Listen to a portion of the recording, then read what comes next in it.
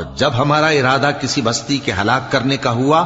تو وہاں کے آسودہ لوگوں کو فواحش پر مامور کر دیا، تو وہ نافرمانیاں کرتے رہے،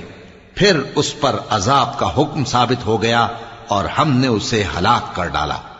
اور ہم نے نوح کے بعد بہت سی امتوں کو ہلاک کر ڈالا، اور تمہارا پروردگار اپنے بندوں کے گناہوں کو جاننے اور دیکھنے والا کافی ہے۔ جو شخص دنیا کی آسودگی کا خواہش مند ہو تو ہم اس میں سے جسے چاہتے ہیں اور جتنا چاہتے ہیں جلد دے دیتے ہیں، پھر اس کے لیے جہنم کو ٹھکانہ مقرر کر رکھا ہے، جس میں وہ نفرین سن کر اور درگاہ الہی سے راندہ ہو کر داخل ہوگا۔ اور جو شخص آخرت کا خواستگار ہو اور اس میں اتنی کوشش کرے جتنی اسے لائق ہے اور وہ مومن بھی ہو،